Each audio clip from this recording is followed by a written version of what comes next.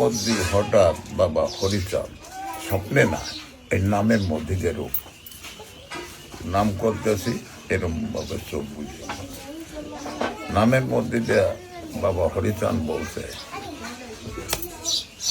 যে ওই নৌকায় আমি থাকবো। তারপরে বলছে গোলক তারক মহানন্দ ওই নৌকায় থাকবে। তারপরে বলছে যে নৌকা 32 হাত, হাতটা হচ্ছে এই জায়গার নৌকার হাত হলো 1.5 হাত।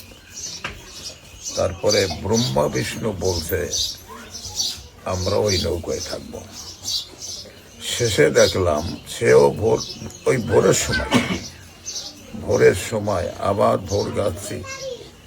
এরপরে দেখলাম গুরুচাঁদ ঠাকুর আর জগদীর গোসাই দাঁড়ালো। এই নৌকা টানিয়া ওই নৌকা টানিয়ে আর একজনের ওই এটা আনতে হবে, সে নৌকা না।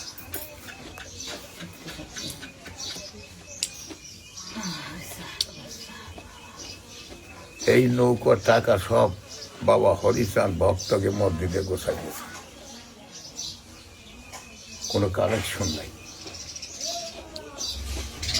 ওই নৌকার কাঠ প্রথম আনছিল 3,40,000। তারপরে সব দিয়া আর ওই মিস্ত্রিকে দেওয়া হয়েছে 1,04,000 আর হলো 50,000। 1,54,000 মিস্ত্রিকে দেওয়া হয়েছে। বাবা, তাহলে এই নৌকাটা আপনি আপনার ইচ্ছাই শুধু করেন নাই না, এই নৌকাটা স্বয়ং হরিচাঁদ ঠাকুর, পূর্ণব্রহ্ম হরিচাঁদ ঠাকুর আপনাকে দিয়ে এই নৌকাটা করাইছেন।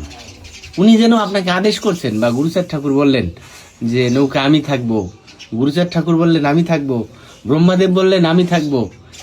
যারা যারা থাকার কথা সবাই তো থাকতেছে, তাহলে ওনাদের ইচ্ছা পূরণ করতে কি আপনি নৌকাটা তৈরি করলেন?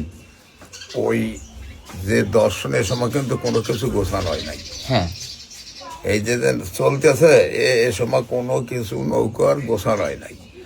বলার পর থেকে শুরু হয়েছে গোছানো। এক মশার গাছ কিনতে গেছি, দেখতে গেছি,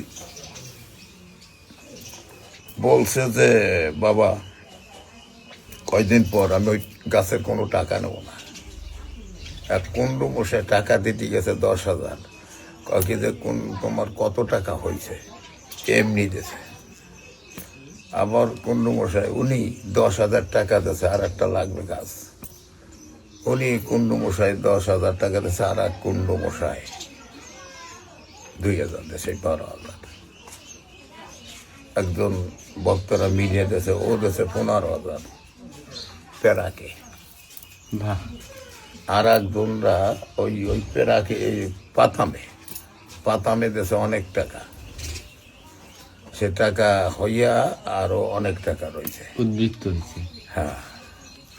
আর এই যে যোগে ওই যারা আইছে ওদের যে টাকা দেওয়া হয়েছে, এখন ওরা তো আজকে কাজ শেষ, এরপরে ওদেরও টাকা ওদিক বাবা, ওদিক যাও, ওদিক মামা বড়, ওইখানে সেবা দাও, তারপরে এদিক আসো। তারপরে আর কি